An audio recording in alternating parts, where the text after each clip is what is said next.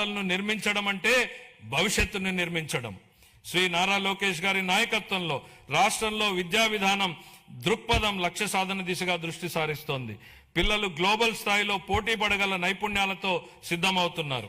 2019-24 మధ్యకాలంలో ప్రభుత్వ విద్యా వ్యవస్థ తీవ్రమైనటువంటి సంస్థాగత వెనుకబాటుకు గురైంది. సమగ్ర ప్రణాళిక లేకుండా చేపట్టినటువంటి సంస్కరణలు గందరగోళాన్ని సృష్టించాయి. తొందరపాటు నిర్ణయంతో 1000 పాఠశాలను CBSEకి మార్చడం వల్ల సుమారు 90% మంది విద్యార్థులు ఉత్తీర్ణత కాలేకపోయారు. ఉపాధ్యాయుల సన్నద్ధత లేకపోవడంతో టోఫెల్ కార్యక్రమం విఫలమైంది. అమలు సాధ్యాసాధ్యాలు పరిగణలోకి తీసుకోకుండా నాడు ప్రతిపాదించిన IB పాఠ్య ప్రణాళికలపై ప్రజాధనం వృధా అయింది. నాడు నేడు కార్యక్రమంలో పరిపాలనా వైఫల్యం కారణంగా 7,876 కోట్ల విలువైన మౌలిక సదుపాయాల పనులు అసంపూర్తిగా మిగిలిపోయాయి. జూన్ 24 నుండి మా ప్రభుత్వం విద్యారంగంలో సమగ్ర ఫలితాలపై దృష్టి కేంద్రీకరించిన సంస్కరణలను ప్రారంభించింది. తల్లికి వందనం, మనబడి మన భవిష్యత్తు, డొక్కా సీతమ్మ మధ్యాహ్న భోజన పథకం, పారిశుద్ధ్యం మరియు నిర్వహణ విధులు, పాఠ్య ప్రణాళిక మార్పులు, డిజిటల్ లెర్నింగ్, ఉపాధ్యాయుల సామర్థ్య వృద్ధి, పరిపాలన పునర్వ్యవస్థీకరణ వంటి ప్రధాన కార్యక్రమాల ద్వారా అభ్యసన సామర్థ్యాలను, ఫలితాలను మరియు గ్లోబల్ పోటీతత్వాన్ని మెరుగుపరచడంపై దృష్టి సారించాం. లెర్నింగ్ ఎక్సలెన్స్ ఇన్ ఆంధ్రప్రదేశ్ కింద KG to PG విద్యా సంస్కరణ నమూనాను ప్రారంభించాం. సూపర్ 6 కార్యక్రమంలో భాగంగా 25-26లో ప్రవేశపెట్టిన తల్లికి వందనం పథకం క్రింద ప్రతి విద్యార్థికి సంవత్సరానికి 15,000 రూపాయల చొప్పున అందజేసి 67.27 లక్షల మంది విద్యార్థులకు లాభం చేకూర్చడం జరిగింది.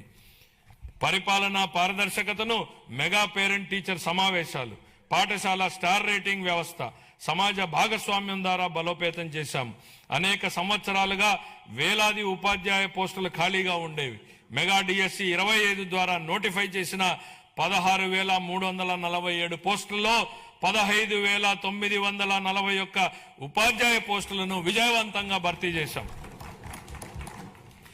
ఉపాధి గౌరవం మరియు అవకాశాలను సృష్టించినప్పుడే వృద్ధికి అర్థం ఉంటుంది.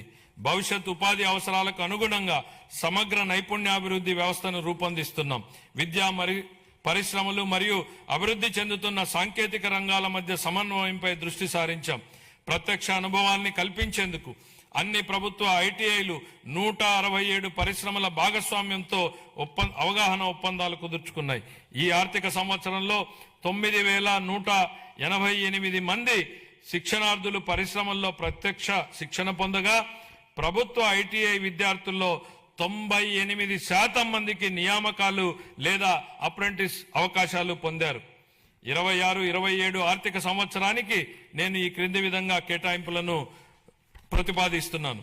పాఠశాల విద్యాశాఖకు 32,308 కోట్ల రూపాయలు, అందులో ప్రజా పాఠశాలల మౌలిక వసతుల సమగ్రాభివృద్ధికి 1,500 కోట్లు, ఉన్నత విద్యాశాఖకు 2,567 కోట్లు, నైపుణ్యాభివృద్ధి మరియు శిక్షణ శాఖకు 1,232 కోట్లు. పంచాయతీరాజ్ మరియు గ్రామీణాభివృద్ధి గౌరవ ఉప ముఖ్యమంత్రి శ్రీ K. పవన్ కళ్యాణ్ గారి నాయకత్వంలో ఆంధ్రప్రదేశ్ గ్రామీణ ముఖ చిత్రం రూపాంతరం చెందుతోంది. 25-26 ఆర్థిక సంవత్సరంలో 3.44 లక్షల మంది ఎన్నికైన ప్రజాప్రతినిధులు మరియు కార్యనిర్వాహకులకు శిక్షణ ఇవ్వడం ద్వారా ఆంధ్రప్రదేశ్ దేశవ్యాప్తంగా ప్రథమ స్థానాన్ని సాధించింది. ఆగస్టు 15, 2019 నుండి 24-25 వరకు అమల్లో ఉన్న జల్ జీవన్ మిషన్ కింద గత ప్రభుత్వం మొత్తం 26,824 కోట్ల రూపాయల ప్రాజెక్టు వ్యయంలో కేంద్ర భాగస్వామ్యం లభించిన నిధుల్లో కేవలం 2,255 కోట్లను మాత్రమే వినియోగించింది. 23-24లో కేంద్రం నుండి అతి తక్కువ కేటాయింపులు వచ్చినప్పటికీ ఛత్తీస్గఢ్, జార్ఖండ్, గుజరాత్, ఒడిశా వంటి రాష్ట్రాలు ఆంధ్రప్రదేశ్ కంటే ఎక్కువగా ఖర్చు చేశాయి.